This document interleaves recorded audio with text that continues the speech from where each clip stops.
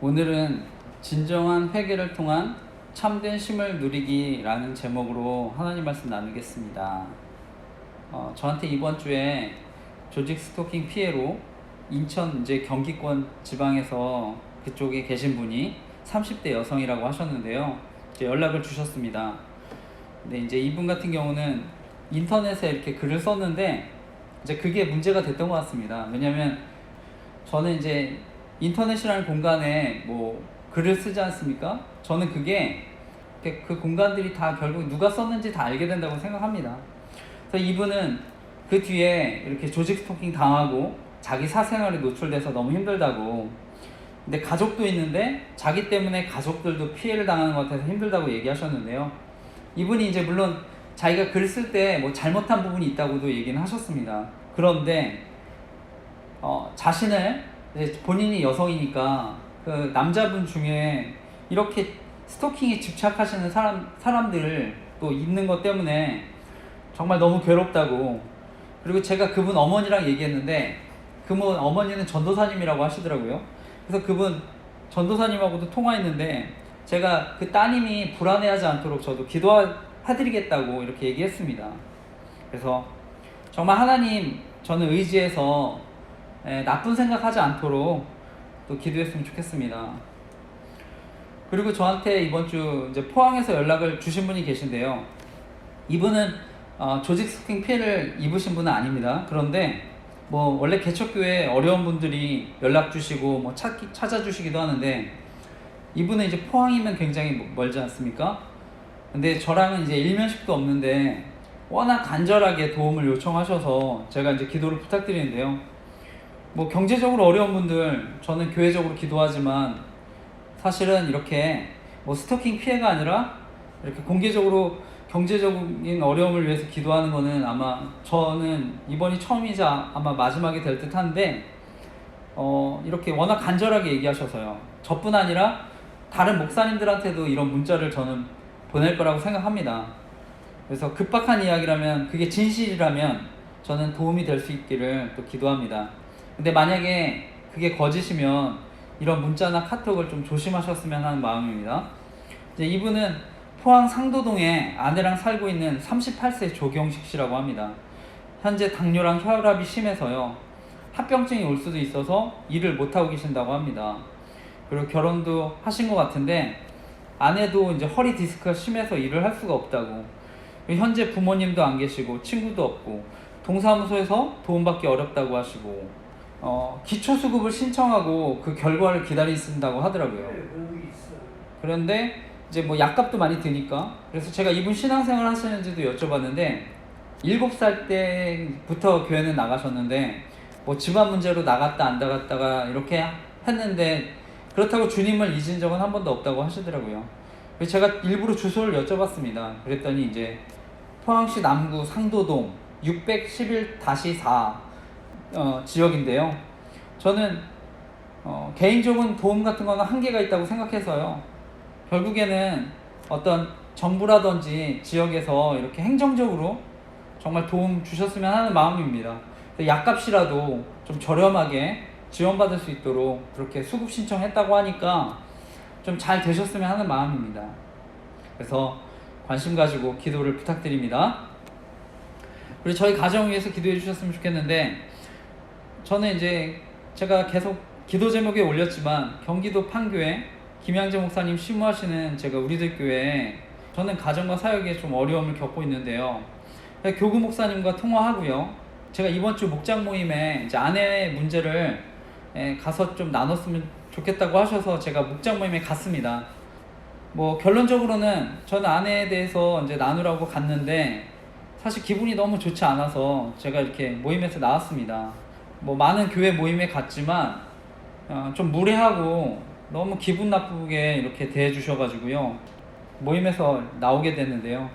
그 목장 인도하시는 그 남자분이 청주 부부 목자님이신데요, 김용 목자님이신가 했던 것 같은데, 이름이요, 김용. 그래서 제 신앙과 간증을 얘기해보라고 들으시더니 제가 중보기도 모임을 통해서 받은 은혜들 간증했었는데요. 그러니까 그런 은혜들을 그렇게 지속적으로 경험하기가 힘들다고 하면서 저희 신앙을 문제를 삼으시더라고요. 저는 뭐 제 간증 설교도 올렸습니다만 제가 받은 은혜에 대해서 이렇게 문제 삼는 거는 사실 처음으로 경험했습니다. 그리고 또 다른 분은 뭐 저한테 예수님이 오신 목적이 무엇인지 막 물어보고요. 그래서 제가 지금 저한테 압박 면접을 하시는 겁니까? 제가 이렇게 물었는데요. 불편하니까 그런 질문들을 하니까 뭐 그분들 입장에서는 아내가 계속 뭐 모임에 나온다는 걸 막을 수도 없고요. 그렇다고 아내한테 뭐 잘못됐다고 얘기하는 것도 제가 힘든 입장이라면 압니다. 근데 그럼에도 불구하고 좀 그런 저한테 그렇게 대하는 게 좀 무례하다고 생각했는데요. 근데 제가 더 화가 났던 거는 뭐냐면요, 아내가 거짓말해서입니다. 여기 저희 아버지도 계시지만 아내가 아버지랑 동생한테 연락해서 저를 강제 입원시켜달라고 먼저 연락했다고 하는 거예요. 근데 제가 동생한테 받은 문자도 있고 증거도 있는데 제가 너무 화가 나서 그러면 동생한테라도 지금 바로 연락해보자 이렇게 얘기했는데, 그때 그 여자 집사님이 아마 아내 입장에서 도움이 될 수 있을 것 같으니까 그런 말씀 하셨는지 몰라도 저보고 무조건 같이 그렇게 정신과 진료 받으라고 그 얘기를 하니까 제가 너무 화나서 자리를 피했습니다. 제가 안 그래도 이미 아내가 강제로 이렇게 정신병원에 입원시키려고 해서 화가 나서 갔었는데 그 얘기를 또 그렇게 하니까 화가 나서 모임에 나왔는데요. 근데 아내가 저한테 정신과 진료 받으라고 하는 이유는요, 제가 조직 스토킹 범죄 피해자들을 돕고 있으니까 그런 범죄가 없고 그런 피해자도 없으니까 당신 조현병이니까 치료받아라 이렇게 얘기하는 것입니다. 뭐 우리 교회에 이렇게 직접 오신 분도 계신데 이렇게 저를 그 피해자들을 돕는다고 해서 저한테 이런 조현병이라고 하는 정신병자라고 저한테 이렇게 하는 거는 저는 큰 문제가 있다고 생각을 하고요. 무엇보다 저한테 어려움으로 피해를 주시는 분들이 계신데 저는 그런 분들의 피해를 알면 함부로 그런 얘기 못한다고 생각합니다. 물론 저는 목장 모임이나 모임분들이 원래 나쁜 분들은 아니라고 생각합니다. 이제 다들 신앙생활 하시는 분들이고요. 뭐 다른 교회 다녔다가 이제 교회로 옮기셨다고도 하는 분들이 여러 계셨는데, 저는 그분들 가운데 사실은 저에 대해 잘 알지도 못하면서 그 청주 부분 목장 그 담당하시는 목자님 뭐 저의 신앙이 이상하다느니 그리고 그분들 중에 뭐 아내 말만 듣고 제가 조현병자니까 정신과 진료를 받아야 한다느니 이런 거 저는 함부로 하지 않았으면 좋겠습니다. 어떤 목장에 가면 부부의 문제에 대해서 들어주고 저는 기도해 주셨으면 하는 마음인데, 사실 저는 아내랑 어떻게 보면 잘 해결하기 위해서 갔는데요. 근데 이미 갈등이 깊은 사람들한테 뭐 어느 편을 들어가지고 이렇게 얘기하는 거는요, 저는 부부관계에 전혀 도움이 안 된다 생각합니다. 저는 그것 때문에 안 그래도 아내가 그것 때문에 기분이 안 좋았는데 이런 우리들 교회 제가 목장 모임 직접 가서 더 안 좋은 이렇게 이미지를 갖게 됐습니다. 그래서 저는 우리들 교회로 어떻게 보면 배우자를 이렇게 끌어들이기 위해서 가정을 깨는 거라고 생각하고 있습니다. 그리고 한편으로는 아내가 우리들 교회 모임에 집착하는 이유도 알 수 있었던 것 같은데요. 그러니까 그곳에서 이렇게 거짓말하면서 그런 위로도 받을 수 있으니까 저는 이렇게 모임에 집착하는 것 같습니다. 그래서 기도해 주시기 부탁드립니다. 오늘 계속해서 마태복음 말씀 나눌 텐데요. 오늘 말씀의 제목은 진정한 회개를 통한 참되심을 누리기입니다. 그래서 오늘도 말씀을 하나님 교훈하시고 또 이번 주 우리가 그 말씀 붙들고 살아갈 때 하나님의 사랑과 인도하심을 경험하는 저와 여러분 되시기를 간절히 기도하고 축복합니다. 오늘 나누고 싶은 한 가지 핵심적인 교훈은요, 하나님을 믿지 않는 죄를 회개해야 참된 쉼을 누릴 수 있다는 것입니다. 지난주에 예수님이 당시 유대인들에게 장터에서 아이들끼리 결혼식 흉내내도 춤추지 않고 장례식을 흉내내도 울지 않는 이들 이제 책망하시는 말씀을 하는데요. 이것은 이제 회개와 애통을 선포하는 세례 요한에 대해서도 반응이 없고, 또 구원의 기쁨과 자유를 전하시는 예수 그리스도의 그 복음에 대한 말씀을 에도 반응이 없는 사람들에 대한 말씀인데, 어쩌면 오늘날 저는 영적으로 무감각한 또 영적인 일에 무관심한 사람들에 대한 경고의 말씀이라고 생각합니다. 그리고 결국 오늘 말씀은요, 뭐 예수님이 아무리 큰 능력을 베푸셔도 결국 회개하지 않는 이들은 심판을 피할 수 없다고 말씀하시는 것인데요. 그것이 오늘 마태복음 11장 21절에서 24절 말씀인데, 이거 읽었던 말씀인데 다시 한번 읽어보겠습니다. 마태복음 11장 21절에서 24절, 오늘 읽었던 말씀 다시 한번 읽어보겠습니다. 시작. 화 있을진저 고라시나, 화 있을진저 벳세다야, 너에게 행한 모든 권능을 두루와 시돈에서 행하였더라면 그들이 벌써 베옷을 입고 재에 앉아 회개하였으리라. 내가 너에게 이르노니 심판날에 두루와 시돈이 너희보다 견디기 쉬우리라. 가버나움아, 내가 하늘에까지 높아지겠느냐? 음부에까지 낮아지리라. 내게 행한 모든 권능을 소돔에서 행하였더라면 그 성이 오늘까지 있었으리라. 내가 너에게 이르노니 심판날에 소돔 땅이 너보다 견디기 쉬우리라 하시니라. 아멘. 고라시나, 너에게 화가 있다. 벳세다야, 너에게 화가 있다. 만약 너에게 행한 기적을 두루와 시돈에서 행했더라면 그들은 벌써 베옷을 입고 죄를 뒤집어 쓰고 회개했을 것이다, 이렇게 얘기하는데요. 고라신, 벳세다, 갈릴리 있는 지명입니다. 그리고 뒤에 나오는 가버나움 지역, 다 갈릴리 지역인데요. 여기 북쪽에 있는 지역인데, 제가 사진을 준비했습니다. 여기 사진 보이시나요?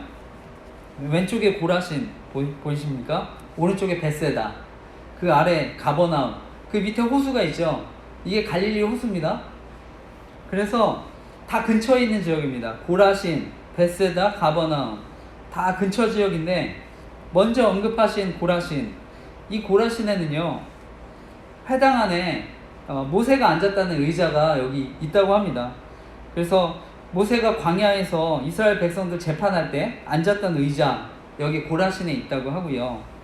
그리고 벳세다, 여기가 넓은 또 들판이 있는 곳인데요. 우리가 잘 아는 대로 이 벳세다에서 보리떡 5개, 물고기 2마리로 5,000명을 먹이신 바로 오병이어 사건이 있었던 곳이 벳세다입니다. 그리고 이곳에서 소경, 시각적인 장애를 가진 사람 눈뜨게 하셨고, 38년 된 병자를 이곳 벳세다에서도 고치셨고, 고치셨던 지역입니다. 그리고 마지막에 언급한 가버나움, 여기 지도에서 보면 가버나움이 지금 가운데 있죠. 호수의 맨 위. 여기가 예수님께서 중점적으로 사역하셨던 지역입니다. 베드로, 안드레, 마태의 고향이기도 하고요. 이 당시에 갈릴리 그 호수 주변에서 가장 큰 도시였다고 합니다. 예수님이 가장 오랜 동안 사역을 하셨고 가장 많은 기적을 베푸셨던 곳입니다. 여기서 백부장의 하인을 고치셨고요. 베드로의 장모가 아팠을 때 열병을 치유하셨고, 회당장의 죽은 딸을 살리셨고, 혈류증 여인도 고치셨고요. 침상에 누웠던 중풍병자, 바로 여기 고치신 곳도 바로 여기 가버나움입니다. 지도에서 보는 대로. 그래서 예수님은 고라신, 벳세다, 가버나움 모두 회개하라고 하십니다. 그러면서 이 지역 사람들하고 두로 시돈 사람들, 또 소돔 사람들 비교하시는데요. 말씀에 등장하는 두로와 시돈은요, 여기보다 더 위쪽 북쪽 해안 지역에 있었던 페니키아로 불렸던 지역인데요. 해안 국가입니다. 물질적으로는 가장 번성했던, 하지만 구약시대 가장 타락했던 도시, 두 도시, 거기가 두루와 시돈이었는데요. 여기 우상 숭배가 만연한 거죠. 그런데 예수님은요, 그런 도시들보다, 만약에 그런 도시들이라 할지라도 오늘 예수님이 언급하셨던 고라신, 벳세다, 가버나움, 여기서 행했던 기적을 만약에 내가 여기서 행했더라면 그 사람들이 죄를 뒤집어 쓰고 회개했을 것이다, 이렇게 얘기합니다. 그래서 죄를 뒤집어 쓴다는 거는요, 철저한 회개를 얘기합니다. 완전한 회개. 그러니까 내가 이런 놀라운 기적들, 보리떡 5개랑 물고기를 먹이고 죽은 사람 살리고 중풍병자 일으키고 혈류증 환자 고친 거 만약 여기서 했다면 이 사람들 반드시 다 회개했을 것이다, 이렇게 얘기합니다. 결론적으로요, 예수님은요, 이 갈릴리 그 주변에 위치했던 고라신, 벳세다, 가버나움, 여기서 유대인들에게 수많은 능력을 베푸셨지만 그들이 결국에 회개하지 않았기 때문에 심판하실 것이라고 말씀하는 것입니다. 심판날에 두로와 시돈이 너희보다 더 견디기 쉬울 것이다. 가버나움아, 내가 하늘에까지 치솟을 셈이냐, 지옥에까지 떨어질 것이다. 이렇게 얘기하고요. 가버나움에서 한 기적들, 만약 소돔이라는 곳에서 행했더라면 그 도시가 망하지 않고 오늘까지 남아있었을 것이다. 그래서 심판날에는 소돔 땅이 너보다 견디기 쉬울 거다. 이렇게 얘기합니다. 역사상 가장 타락했다고 알려진 소돔성, 그 성에 만약에 가버나움에서 행했던 수많은 기적, 수많은 권능을 행했더라면 소돔이라고 하는 가장 악했던 성도 망하지 않고 없어지지 않았을 것이다. 이렇게 얘기합니다. 그리고 그래서 결론적으로 마지막 심판의 날에 이 두로와 시돈, 소돔보다 더 큰 심판을 받을 것이다. 이렇게 얘기합니다. 예수님은요, 지금도 여전히 죄를 회개하라고 말씀하십니다. 그리고 예수님 믿기를 원하십니다. 성경의 죄라고 하는 것은요, 원어적 의미로요, 관역에서 벗어나는 겁니다. 우리가 멀리서 화살을 쏘면은요, 그 화살이 관역에서 뭐 0.1cm를 벗어나든 0.01%를 벗어나든 0.0001cm를 벗어나든 그냥 벗어나기만 하면 무조건 죄가 되는 것입니다. 요한복음 16장 8, 9절 말씀인데요, 그가 와서 죄에 대하여, 의에 대하여, 심판에 대하여 세상을 책망하리라. 죄에 대하여라 함은 그들이 나를 믿지 아니하며 말씀하는데요, 성경에 보니까 죄에 대하여야 함은 그들이 나를 믿지 아니하며 이렇게 말씀합니다. 성경에 보면 예수님 믿지 않는 것이 죄라고 말씀합니다. 바로 이것이 근본적인 죄가 될 수 있습니다. 예수님이 고라신, 벳세다, 가버나움 그곳에서 천국 복음을 전파하셨는데요, 예수님 믿지 않은 것이죠. 예수님 믿고 회개하라고 했는데 회개하지 않은 것입니다. 우리가 물론 행위로 짓는 죄도 회개해야 되지만 더 근본적인 죄, 그것을 회개해야 됩니다. 그것이 바로 예수님을 믿지 않는 죄입니다. 제가 수련회에서 예수님 인격적으로 만났는데 당시 제 상황이 제일 제가 힘들고 어렵다고 여러 차례 말씀드렸었는데요, 그때 기도하면서 제가 정말 하나님 살아계신다면 저를 좀 만나달라고 정말 간절히 기도했습니다. 그러면서 저의 죄들도 회개했는데요, 그때 하나님 저를 만나주시고요, 제가 성령도 체험하고 그때 제가 진심으로 간절히 회개했습니다. 그동안 하나님을 믿지 못했던 것들, 하나님 제가 인정하지 못했던 것, 하나님 용서해 주십시오, 정말 눈물로 간절히 기도했던 기억이 있는데요, 성경에 보면 요한복음에요, 성령 하나님의 중요한 사역에 대해서 나옵니다. 그것이 오늘 제가 먼저 읽었던 바로 성령님이 와서 죄에 대해서, 의에 대해서, 심판에 대해서 세상을 책망하시리라 하는 것입니다. 바로 성령 하나님의 중요한 사역 가운데 우리를 책망해서 회개에 이르게 하는 것입니다. 우리가 지은 죄에 대해서도 회개하지만 바로 예수님 믿지 않고 살아왔던 것들 회개하라고 하는 것입니다. 우리가 그래서 무엇보다 성령님이 우리 안에 함께 하실 때요, 성령님이 우리와 함께 하시면서 우리가 선하고 의로운 길을 가도록 끊임없이 우리를 책망하고 회개에 이르게 하신다는 걸 믿으시기 바랍니다. 지난달 2023년 6월 3일에 서울 상암 월드컵 경기장에서요, 빌리 그레이엄 전도 대회 50주년 기념대회가 이제 열렸었는데요, 여기는 이미 돌아가신 빌리 그레이엄 목사님 아들 프랭클린 그레이엄 목사님이 대표 설교를 맡은 것으로 아는데요, 잘 아시겠지만 아버지 빌리 그레이엄 목사님 1973년 5월 30일에서 6월 3일까지 여의도 광장에서요 5일 동안 말씀을 전하시고 수많은 사람들 예수님께 인도했습니다. 통역을 맡은 김장한 목사님도 그때 또 덩달아 유명해지셨죠. 그 자리에서 빌리 그레이엄 목사님 말씀 전할 때 334만 명 그 설교를 듣기 위해서 모였는데요, 저는 그때 직접 말씀을 듣지 않았지만 제가 이번 주 그 설교를 인터넷을 통해서 찾아 들었습니다. 그 빌리 그레이엄 목사님 설교 중에 빌리 그레이엄 목사님이 말씀하시는데요. 하나님은 심판하시는 하나님이시라고 말씀합니다. 그런데 그 하나님의 사랑은요, 아가페 사랑이라고 말씀합니다. 그 아가페 사랑은 정말 깊고 끝을 알 수 없는 위대한 사랑이라고 얘기하시면서요, 친구를 위해 목숨을 버리는 그 사랑이라고 말씀합니다. 그래서 그분 앞에 회개하고 나오라고 선포하셨는데요, 그때 그 자리에서 일어난 사람들 5만 명이었다고 얘기합니다. 저는 이제 대학 청년 시절에 사랑의 교회 제가 다닐 때 2007년도에 한국교회 대붕 100주년 기념대회를 했습니다. 그때 지금은 돌아가신 오카는 목사님, 그때 말씀을 전하실 때요, 저는 그때 오카는 목사님이 교회의 회개가 형식적이 되었다고 이렇게 책망하신 말씀이 기억이 납니다. 너무 한국교회, 교회 너무 회개가 너무 형식적이 되어버렸다, 이런 얘기를 하셨는데 저도 굉장히 공감했습니다. 오늘날 저는 공적인 회개 필요하다고 생각합니다. 공적으로 회개하는 거, 뭐 교회 추문을 일으켰을 때 공개적인 용서도 구해야 되죠. 근데 저는 그런 경우는 좀 특별한 경우였다고 생각합니다.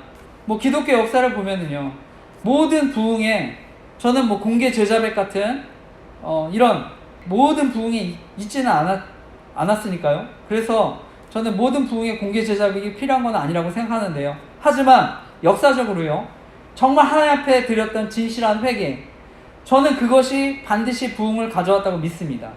그리고 그 진실한 회개는요, 반드시 그 선한 열매, 영향력으로 저는 나타나게 된 줄 믿습니다.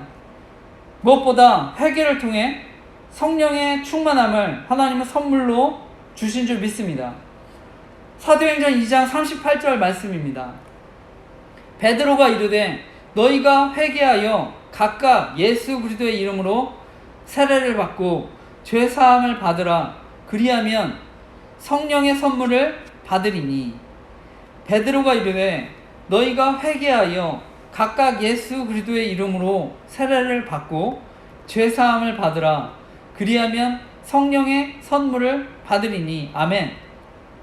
우리 예수님은 단지요, 우리가 죽어서 그냥 천국에 데려가려고 오신 분이 아닙니다. 우리와 함께 하시기 위해서 오신 분입니다. 바로 성령을 선물로 주시기 위해서 오신 분입니다. 그래서 우리와 함께 하시기 위해서 오셨는데요, 우리는 원래 죄 때문에 하나님과 함께 할 수 없었는데 예수님이 죄의 문제를 해결해 주셨기 때문에 우리는 영원히 하나님과 함께 할 수 있게 된 것입니다. 성령 하나님이 우리와 함께 할 수 있게 된 것입니다. 요한복음 14장 16절 20절 말씀입니다. 내가 아버지께 구하겠으니 그가 또 다른 보혜사를 너희에게 주사 영원토록 너희와 함께 있게 하리니 그는 진리의 영이라. 세상은 능히 그를 받지 못하나니 이는 그를 보지도 못하고 알지도 못함이라. 그러나 너희는 그를 아나니 그는 너희와 함께 거하심이요 또 너희 속에 계시겠음이라. 내가 너희를 고아와 같이 버려두지 아니하고 너희에게로 오리라. 조금 있으면 세상은 나를 다시 보지 못할 것이로되 너희는 나를 보리니 이는 내가 살아있고 너희도 살아있겠음이라. 그날에는 내가 아버지 안에 너희가 내 안에 내가 너희 안에 있는 것을 너희가 알리라. 아멘. 절 따라해 주시겠습니까? 그 날에는 내가 아버지 안에 너희가 내 안에 내가 너희 안에 있는 것을 너희가 알리라. 예, 아멘. 이어서 말씀을 보면은요, 예수님께 어린아이처럼 나아온 이들, 앞서 얘기한 예수님께 진정한 회개한 이들, 참된 쉼을 누린다고 말씀합니다. 우리 마태복음 11장 읽었던 말씀 25, 26절도 다시 함께 읽어보겠습니다. 25절, 26절도 이어서 읽어보겠습니다. 시작. 그때에 예수께서 대답하여 이르시되 천지의 주제이신 아버지여, 이것을 지혜롭고 슬기 있는 자들에게는 숨기시고 어린 아이들에게는 나타내심을 감사하나이다. 옳소이다. 이렇게 된 것이 아버지의 뜻이니이다. 아멘. 그때 예수님께서 감사하며 이렇게 기도했다고 얘기하는 것입니다. 하늘과 땅의 주관자이신 하나님, 지혜 있고 똑똑한 사람들에게는 복음의 비밀을 감추시고 아이들에게는 드러내 주시니 감사합니다. 이것이 하나님의 뜻입니다. 이렇게 얘기하는 것인데요. 오늘 비슷한 본문이 누가복음 10장에도 나옵니다. 이 본문 10장에서는요, 예수님이 70명의 제자들을 파송하고요, 그들이 돌아와서 예수님께 보고할 때요, 예수님이 그 돌아온 제자들 보면서 기쁨 가운데 이 기도를 하십니다. 지혜롭고 슬기 있는 자들에게는 하나님 숨기시고 어린아이들에게 나타내심을 감사하나이다. 이렇게 기도하는데요, 이것은요, 지혜롭고 슬기 있는 사람들, 이 당시에 지혜롭고 슬기로운 사람들이라고 할 수 있는 종교 지도자들, 당시의 부자들, 높은 지위에 있는 사람들, 그 사람들에게 복음이 숨겨졌다고 하는 것입니다. 스스로 지혜를 가졌다고 하는 사람들에게 복음이 숨겨진 것 같다고 얘기하시는 거고요. 당시에 하지만 반대로 죄인이라고 멸시받는 세리들, 당시에 율법적으로 정죄받는 죄인들, 사회적 약자들에게 복음이 전해졌다고 말씀합니다. 그들에게 복음이 나타났다고 말씀합니다. 왜 그렇습니까? 바로 이들이 어린아이와 같았기 때문입니다. 어린아이같이. 여기서 어린아이, 나이가 어린 사람이 아니라 정말 어린아이와 같이 전적으로 영적인 부모님인 하나님께 의존하는 사람, 자신의 지혜가 아니라 말씀을 의지하는 사람이죠. 바로 그들에게 예수님 참된 쉼을 주신다고 말씀합니다. 오늘 읽었던 마지막 말씀인데요, 우리 마지막 말씀이었는데 28절에서 30절 말씀, 마지막 말씀 같이 28절에서 30절 말씀들 읽어보겠습니다. 28절에서 30절 읽겠습니다. 시작. 수고하고 무거운 짐진 자들아, 다 내게로 오라. 내가 너희를 쉬게 하리라. 나는 마음이 온유하고 겸손하니 나의 멍에를 메고 내게 배우라. 그리하면 너희 마음이 쉼을 얻으리니 이는 내 멍에는 쉽고 내 짐은 가벼움이라 하시니라. 아멘. 예수님은요, 수고하고 무거운 짐진 자들 다 내게로 오라고 말씀합니다. 내가 너희를 쉬게 하겠다. 나는 마음이 온유하고 겸손하니 내 멍에를 메고 내게 배워라. 그리하면 너희는 마음에 쉼을 얻을 것이다. 수고하고 무거운 짐진 자들아, 다 내게로 오라. 내가 너희를 쉬게 하리라. 아멘. 이것은 우리 인생들에게 주실 수 있는 가장 근원적인 평안입니다. 안식입니다. 마치 아이가 엄마 품에 안겨서 어떤 따스한 보살핌을 느끼면서 잠을 자는 것 같은 행복, 바로 이런 것과 같습니다. 수고하고 무거운 짐진 자들아, 다 내게로 오라. 내가 너희를 쉬게 하리라. 우리가 인생 살아가다 보면은요, 수많은 짐들이 존재합니다. 그러니까 염려, 근심, 걱정, 두려움, 불안 같은 게 찾아오는데요.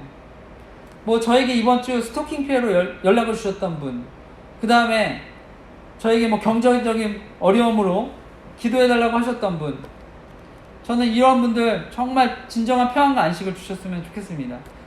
무엇보다 스토킹 피해를 겪고 계신 여성분이요, 자기는 왜 이런 일을 나에게 겪게 하셨는지, 저는 하나님이 정말 계시는지 잘 모르겠다고 얘기하시더라고요. 제가 그때 그 자매님한테 이렇게 얘기 드렸습니다. 하나님이 살아계시기 때문에 자매님과 같은 피해자들을 돕기 위해서 하나님이 저를 목회자로 부르셨다고 제가 그렇게 말씀을 드렸습니다. 그분은 정말 교회가 가까우면 저희 교회에 나오고 싶다고 얘기하셨는데요, 저는 바라기는 정말 그분이요, 그 예수님의 사랑을 알았으면 좋겠습니다. 정말 예수님이 그 자매님의 눈물을 닦아주시고 평안을 주시기 원한다는 것을 정말 알았으면 좋겠습니다. 그래서 여러분들 정말 간절히 기도해 주시기 바랍니다. 오늘날 많은 사람들이 어떤 인생의 짐을 가지고 살아갑니다. 근데 그 짐을요, 예수님이 아니라 다른 곳에 짐을 맡기려고 하거나 그 짐을 그냥 잊어버리려고 합니다. 그러니까 술과 쾌락으로, 친구들이나 주변의 사람들로, 스포츠로, 취미생활로, 때로는 어떤 자신만의 종교적인 생활로 다 맡겨보려고 하는데, 거기엔 해결책이 없습니다. 하지만 예수님께 나아가면요, 세상에서 얻을 수 없는 진정한 평안과 쉼이 있습니다. 우리 마릴린 먼로라고 하는 굉장히 과거에 유명한 여성이었죠. 마릴린 먼로가 이런 고백을 했습니다. 나는 한 여성이 지닐 수 있는 모든 것을 가졌습니다. 나는 젊습니다. 나는 아름답습니다. 나는 돈이 많습니다. 나는 사랑에 굶주리지 않습니다. 하루에도 수백 통의 팬레터를 받고 있습니다. 나는 건강하고 부족한 것이 아무것도 없습니다. 그런데 웬일일까요? 나는 이렇게 공허하고 이렇게도 불행합니다. 이유 없는 반항이라는 말도 있지만 나는 이유 없이 불행합니다. 그리고 그녀가요, 36살의 꽃다운 나이에 수면제 과다 복용으로 이제 숨지게 됐는데요. 여러분은 어떤 정말 알 수 없는 인생의 짐을 가지고 이 자리에 또 말씀을 듣고 계십니까? 이 자리에 나오고 또 온라인으로 말씀을 듣고 계십니까? 예수님은 그런 인생의 짐을 가지고 말씀을 듣는 모든 분들에게 이런 약속을 해주십니다. 수고하고 무거운 짐진 자들아, 다 내게로 오라. 내가 너희를 쉬게 하리라. 말씀을 마치면서요, 우리 예수님은요, 우리 인생에 정말 많은 무거운 짐들이 있지만 그 중에 가장 무거운 짐을 이미 지어주셨습니다. 그것이 바로 죄의 짐입니다.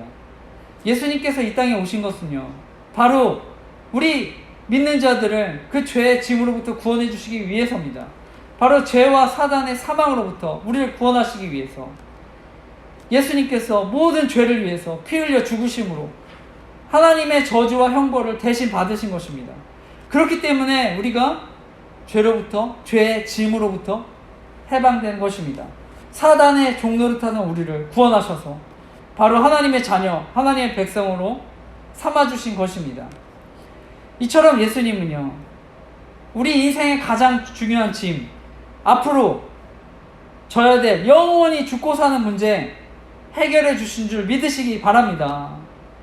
그래서 우리에게 가장 큰 짐 지어주셨기 때문에 저는 나머지 짐들 쉽고 가벼운 또 짐이 될 수 있다는 거 믿으시기 바랍니다. 분명히 두렵고 염려하고 걱정해야 되고 불평해야 되는 일들 있을 수 있지만 가장 큰 짐을 또 지어주시고 지금도 우리가 기도 가운데 그 짐을 맡길 수 있기 때문에 그 짐을 맡음으로 인해서 우리 안에 정말 쉼을 주시기 때문에 우리가 어떠한 환경에도 유동하지 않는 그런 평안을 또 경험하게 해주시는 줄 믿습니다. 바라기는 이번 한 주도 그런 평안을 경험하고 살아가는 저와 여러분 되시기를 간절히 기도하고 축복합니다. 네.